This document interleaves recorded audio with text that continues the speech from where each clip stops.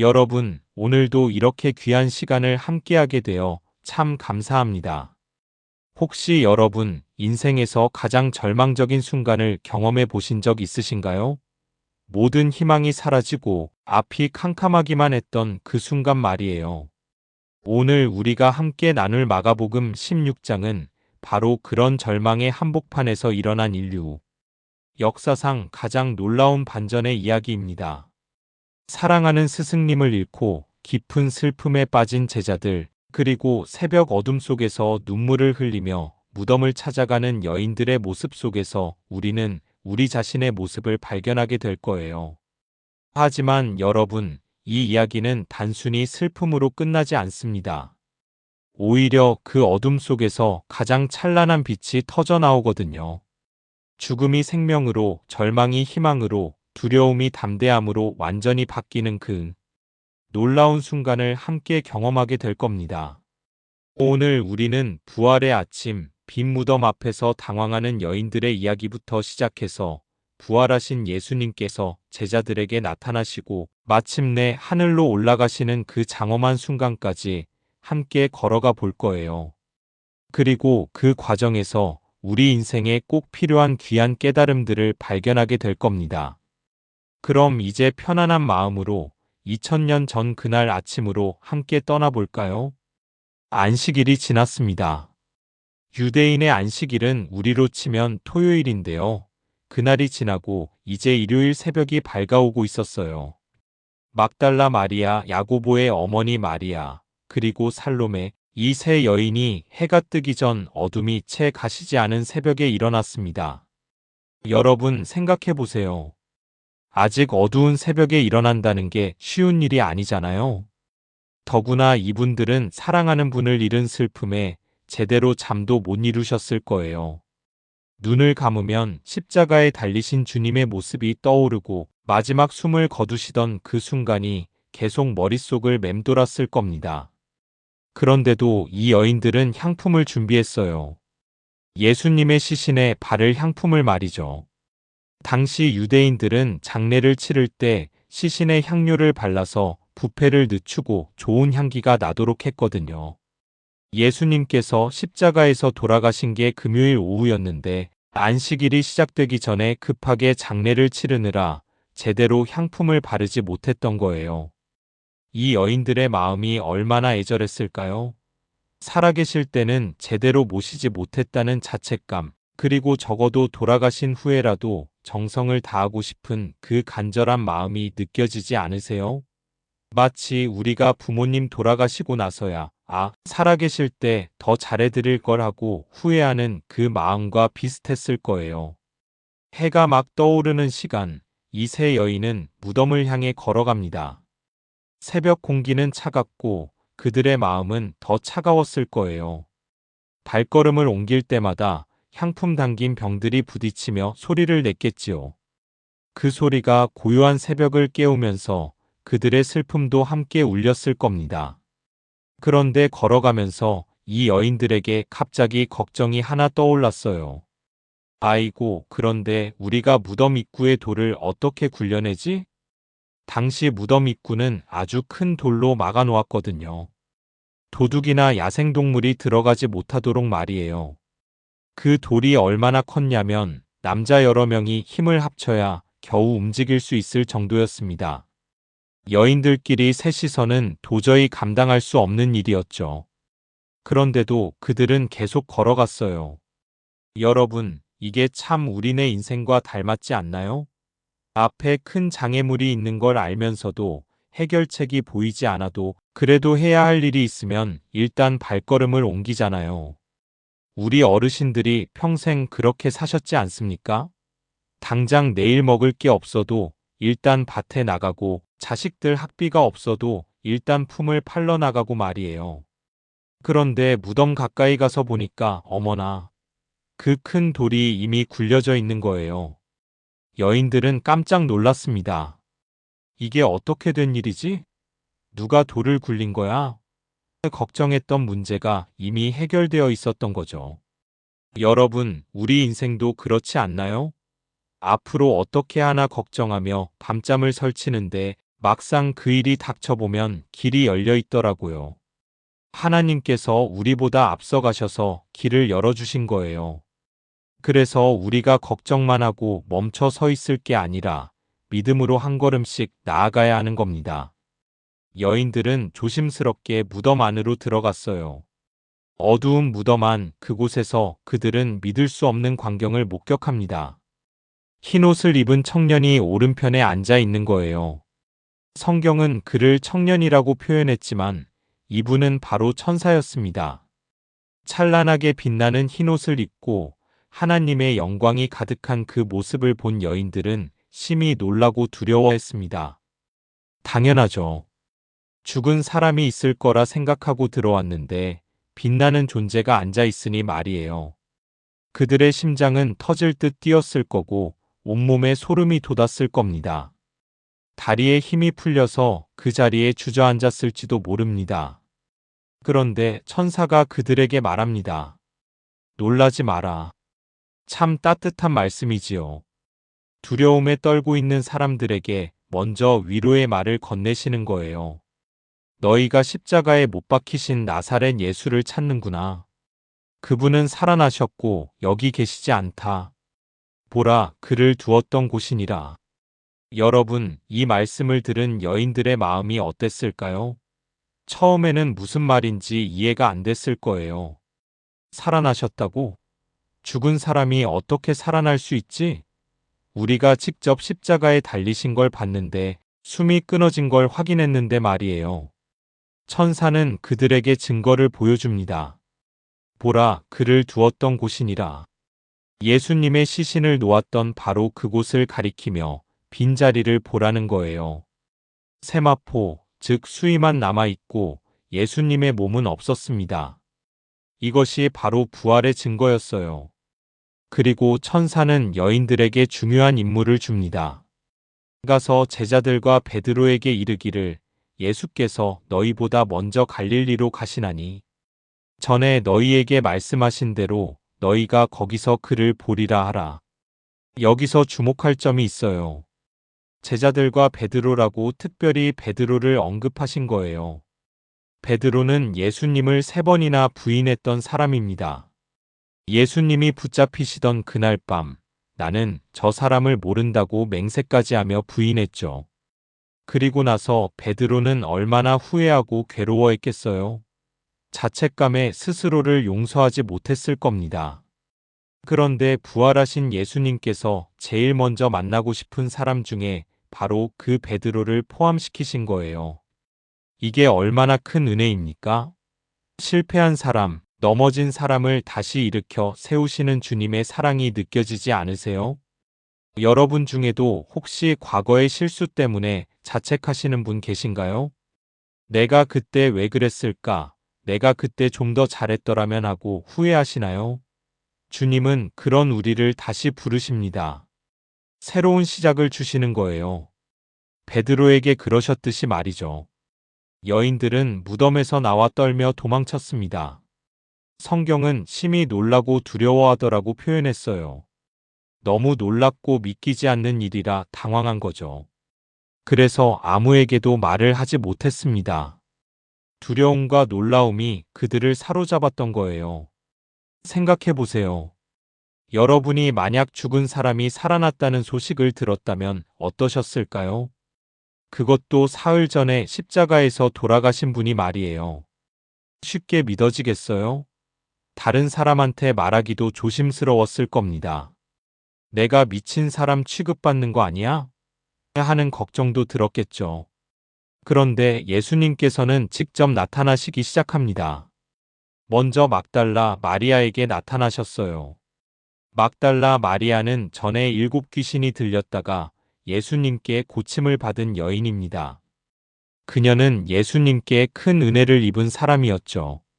그래서 십자가 앞에서도 무덤 앞에서도 끝까지 함께 있었던 겁니다.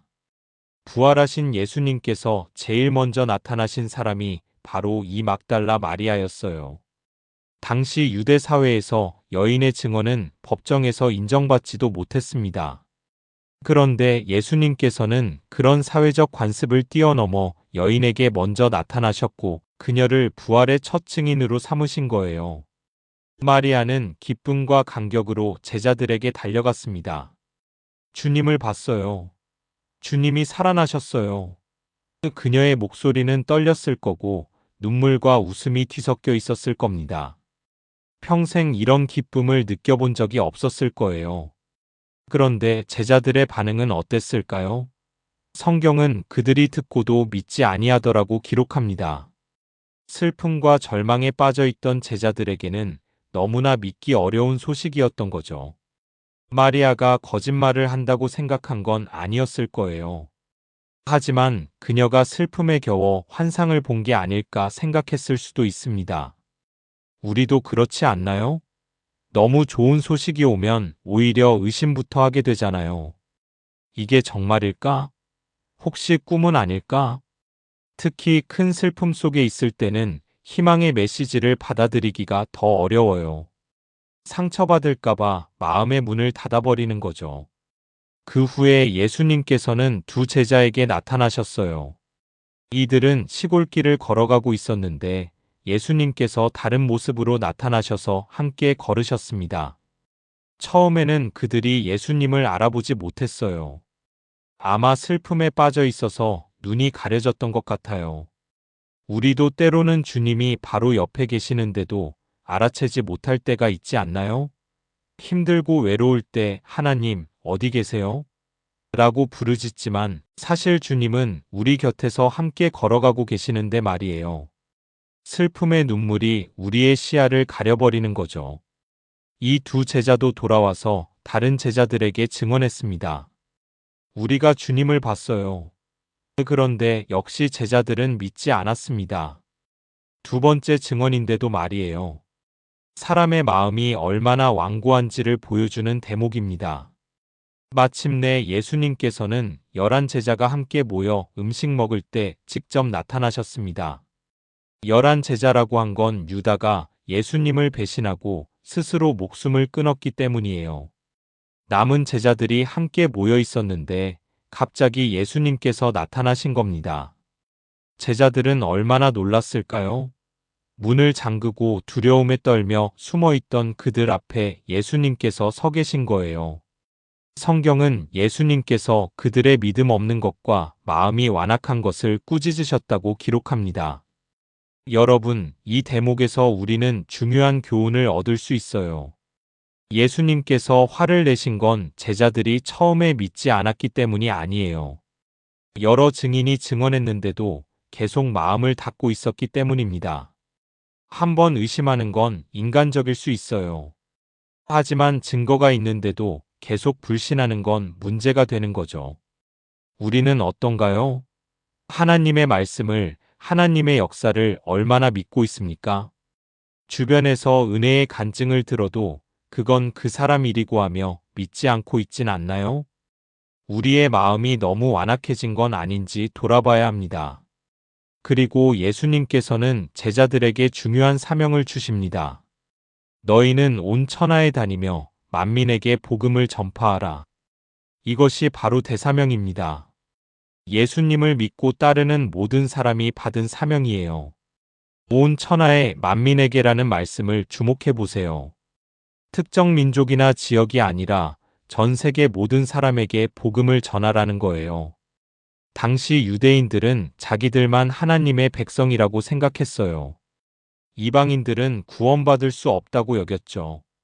그런데 예수님께서는 그런 편견을 완전히 깨뜨리신 겁니다. 믿고 세례를 받는 사람은 구원을 얻을 것이요. 믿지 않는 사람은 정죄를 받으리라. 구원의 길은 명확합니다. 예수님을 믿고 따르는 것, 그것이 바로 생명의 길이에요. 세례는 그 믿음의 공개적인 고백이고요. 그리고 예수님께서는 놀라운 약속을 하십니다. 믿는 자들에게는 이런 표적이 따르리니 곧 그들이 내 이름으로 귀신을 쫓아내며 새 방언을 말하며 뱀을 집어 올리며 무슨 독을 마실지라도 해를 받지 아니하며 병든 사람에게 손을 얹은즉 나으리라. 여러분, 이 말씀을 어떻게 이해해야 할까요? 모든 믿는 사람이 반드시 이런 표적을 다 행해야 한다는 뜻은 아니에요. 오히려 하나님께서 필요하신 때에 복음을 증거하기 위해 이런 능력을 주실 수 있다는 뜻입니다. 실제로 초대교회 역사를 보면 이런 표적들이 나타났어요. 사도들이 귀신을 쫓아냈고 병자를 고쳤고 복음을 전하기 위해 새로운 언어로 말했습니다. 심지어 바울은 독사에게 물렸지만 아무 해를 입지 않았죠.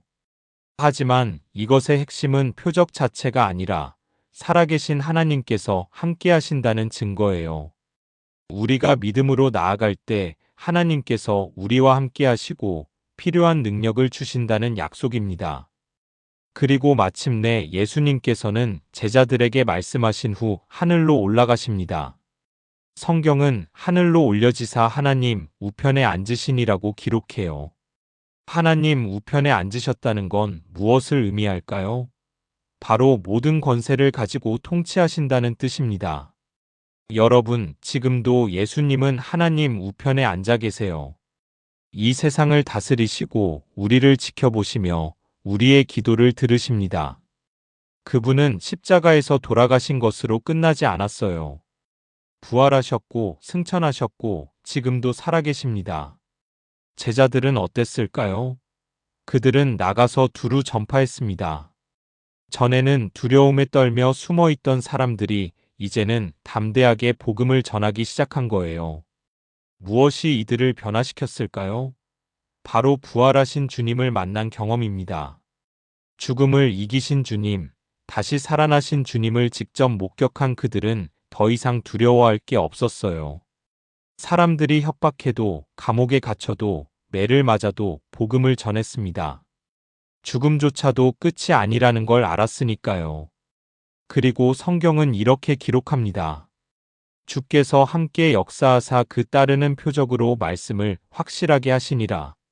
주님께서 제자들과 함께 일하셨다는 거예요. 그들이 혼자 힘으로 전도한 게 아니라 주님께서 함께 하시며 역사하셨다는 겁니다.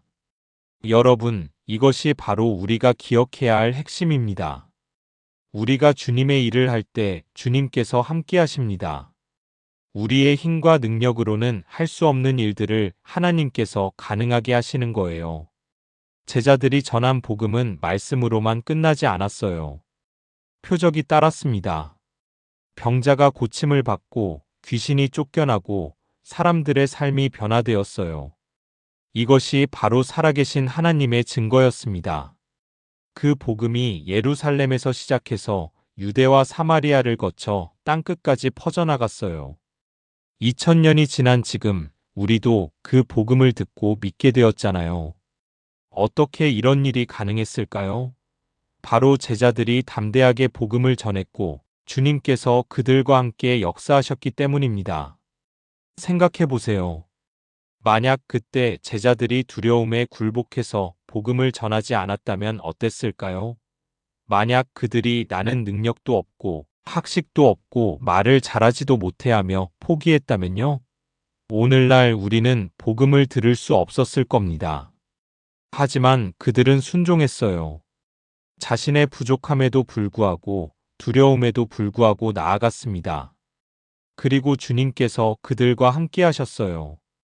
베드로는 오순절날 한 번의 설교로 3,000명이 회개하는 역사를 경험했습니다.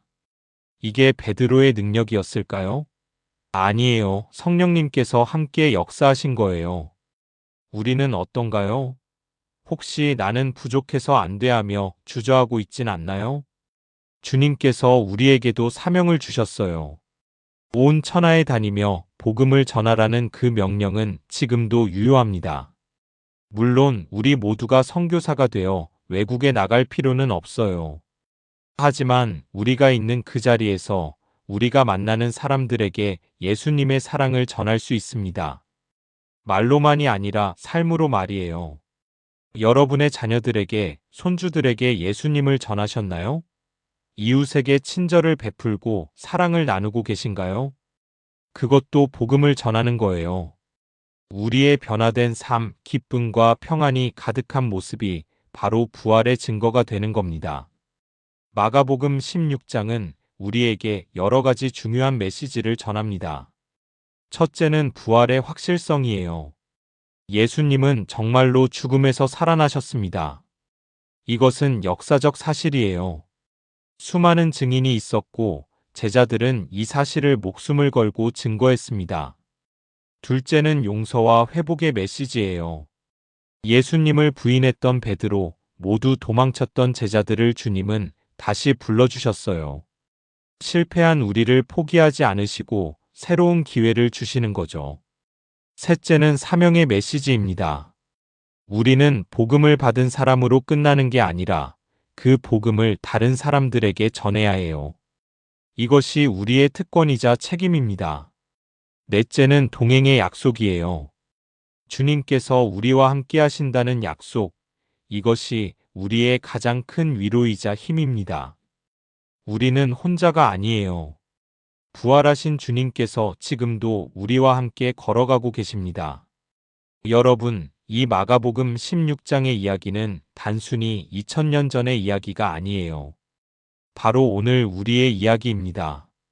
우리도 때로는 여인들처럼 슬픔과 절망 속에서 걸어갑니다.